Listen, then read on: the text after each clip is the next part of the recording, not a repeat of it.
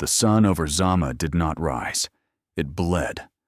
Across the flat, yellow earth of North Africa, the heat had already begun to warp the air by mid-morning, the horizon trembling like a struck bell.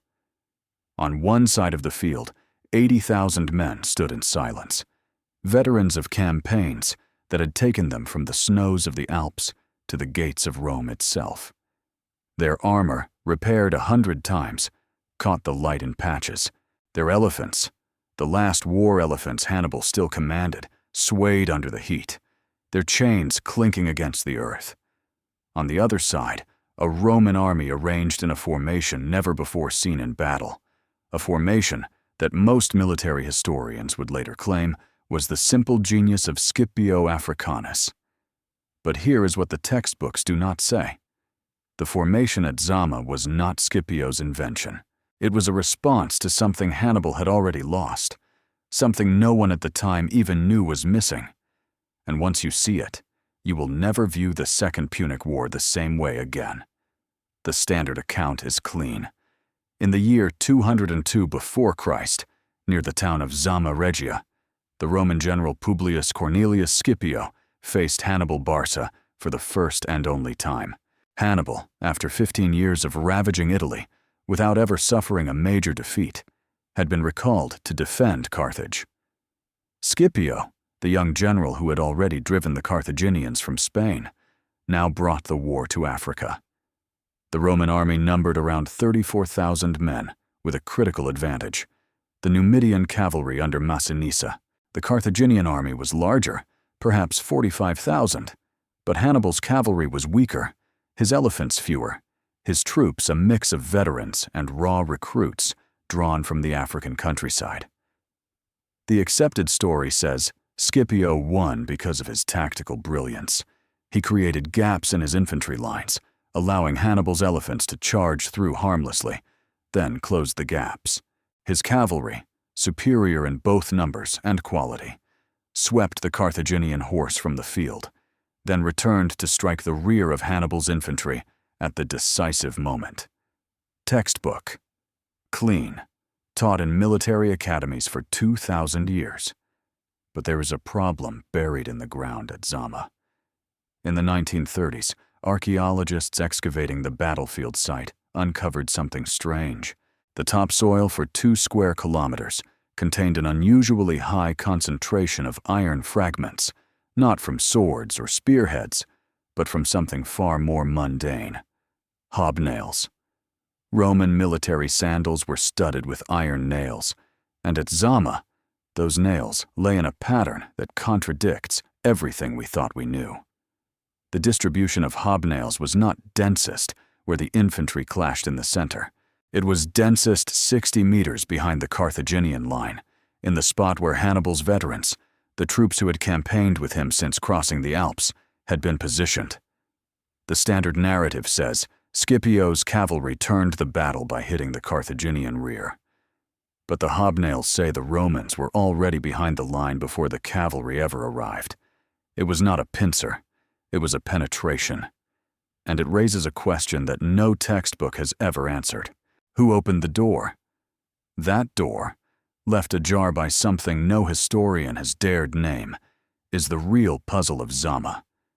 If you want to keep unearthing the secrets that textbooks bury, the hobnails, the silences, the single decisions that redirect empires, then subscribe. The next excavation is already underway, and before we step backward to find the answer, drop a one-word guess in the comments. What do you think opened that door? Silence, exile, control, whatever captures the crack you suspect. To understand what happened at Zama, you have to step backward 20 years. The year 218 before Christ, the Alps. Hannibal had crossed into Italy with 59,000 men. By the time he descended into the Po Valley, winter and the mountains had killed half of them. Those who survived were not simply hardened. They were chemically bonded to their commander. They had eaten mules to survive. They had hacked paths through snow that had never been walked by any army before. They had carried torches through blizzards that could extinguish fire. And when they reached the plains of Italy, Hannibal gave them something no Roman general could offer. He let them fight their way, not parade ground maneuvers, not formations designed by a Senate committee. He let them fight the way they had learned to survive in the mountains, flexible, adaptive, deadly. At Trebia, at Trasimene, at Cannae, that style of warfare annihilated every Roman army sent against it. At Cannae alone, between 50 and 70,000 Roman soldiers died in a single afternoon, the greatest defeat in Roman history. And yet, by the year 204, something had quietly changed. The evidence sits in the war diaries of two Roman historians, Livy and Polybius, but not in the parts anyone reads. Polybius records a curious detail about the winter of 205.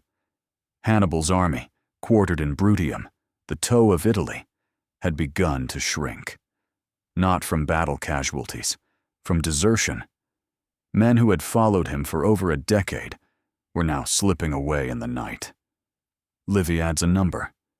Over 4,000 veterans had abandoned the army between the spring and autumn. 4,000 men who had crossed the Alps, survived Cannae, and marched at Hannibal's side for 15 years. Why would they leave? The standard answer is that Scipio's strategy of attacking Carthage forced Hannibal to recall his army, and the recall was interpreted as defeat. But that is backward. The desertion began before the recall. It began when the veterans realized that Hannibal could not go home, not because of Roman ships, because he had never sent any word back to Carthage. In 15 years, Hannibal had not written a single dispatch to his own government. He had been running a war without any political communication with the city that had sent him.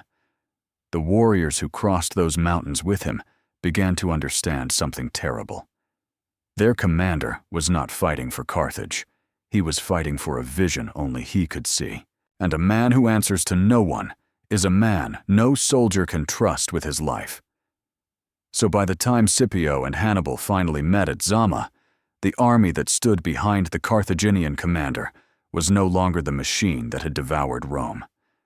The veterans who remained were the most loyal, or the most trapped, or the most broken. And the battle itself unfolded like something Hannibal had seen in a nightmare his entire career, but never faced. Scipio's formation was not a wall, it was a corridor. The Roman infantry lines were arranged with deliberate gaps, like streets carved through houses. When Hannibal sent his 80 elephants into those gaps, the beasts found no one to trample. The men simply stepped aside, let the animals pass, and closed ranks behind them. That is the famous maneuver. But what comes next is the story the hobnails tell. Once the elephants were spent, the two infantry lines met. The Roman hastati, the frontline troops, clashed with Hannibal's mercenaries and conscripts. For a time, the Carthaginian center held. But behind the Roman line, Scipio had hidden a reserve that wasn't part of any standard formation. Not velites, not principes, not triarii. A unit of picked men, armed not with pila, but with heavy javelins and short swords, trained specifically to drive through a gap. And when the mercenary line began to buckle, Hannibal did something no one has ever adequately explained. He did not commit his veterans. His 3,000 men from the Alps, his last and best, stood immobile for nearly 40 minutes while the rest of the line was slowly pushed backward. Some historians call it a tactical choice, holding the reserve for the decisive moment. But a reserve held too long is not a reserve. It is a refusal, and the hobnails tell us that in those 40 minutes, something moved behind the Carthaginian line. The concentration of Roman hobnails behind the Carthaginian position corresponds exactly with a terrain feature that no ancient historian mentions. A small depression, a dry stream bed that runs across the battlefield from east to west. A Roman detachment of perhaps 2,000 men, the very unit from the reserve, had crept along that stream bed under the cover of the dust and the noise emerging directly behind Hannibal's position. They were not cavalry, they were infantry, and they struck the rear of the Carthaginian line at the exact moment the Numidian cavalry returned. The victory was not Scipio's tactical genius in the center. It was a coordinated double envelopment that used a terrain feature Scipio must have surveyed the night before. But that only raises the deeper question. How did Scipio know Hannibal would hold his veterans in place for 40 minutes? That question hangs over the entire battlefield, and the answer is not in any strategy manual. It is in the invisible architecture of command, the moment a leader becomes a ghost to his own people. If you want to be part of the community that sees these threads, subscribe. The next time you watch a historical battle, you will not see soldiers and tactics. You will see the fractures no one mentions. In the comments, leave a single word that you think was the real crack in Hannibal's command. Trust, isolation, silence, whatever your instinct tells you. The forgotten principle lies in the psychological fracture no military doctrine accounts for. Hannibal's veterans, his last loyal men, were not loyal to Carthage. They were loyal to Hannibal. And Hannibal, after 15 years of fighting a war he could never win, had become something else. He had become a man fighting not for victory, but for the memory of the man he used to be. He held those veterans back because he was afraid to commit them. Afraid that if the last of his mountain army fell, nothing would remain of the journey. Nothing would remain of the Alps. Nothing would remain of the dream. Scipio saw this, not from intelligence, not from spies, from the pattern of desertions, from the silence from Carthage, from the refusal to correspond, from the body language of a general who no longer looked at the horizon. Scipio understood that he wasn't facing Hannibal of Cannae. He was facing a man who had already lost the war inside his own head. And the Battle of Zama was not a contest of tactics. It was a contest of invisible choices made years before. Choices about leadership, about communication, about the quiet, corrosive darkness of absolute command that had hollowed out the greatest general of the ancient world. So when the hobnails tell us that Roman infantry were already behind Hannibal's line, what they really tell us is that Hannibal's line had already been broken.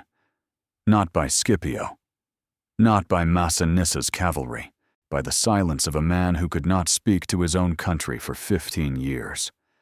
The battle had been decided in the winter of 205, on a cold night in Bruttium, when 4,000 veterans walked away from a campfire, and Hannibal did nothing to stop them. That campfire, those 4,000 silhouettes walking into the night, that was the battle. Not the hobnails, not the streambed, but a single leader's silent refusal to speak to anyone. If you want to follow the next thread, from Carthage to Constantinople, subscribe now. The pattern repeats, and you will recognize it the moment it appears. Before we close, drop a word in the comments that captures that moment. Abandonment, silence, Alps, because the moment you name it, you own it. If you have ever felt that the official history you were taught leaves out something essential, that there is a thread connecting every great collapse to a single invisible decision, stay with me, because this is not the only case. The same pattern, the failure of communication between a commander and his own political base, has undone empires, dynasties, and revolutions, from Carthage to Constantinople. Tell me in the comments, at what point you first realized Hannibal was not going to commit his veterans. The moment the hobnails made sense. That moment, when the story stops being about soldiers and starts being about the silence of a single man, is the moment you see history the way it actually happened. And it is the beginning of a much deeper truth.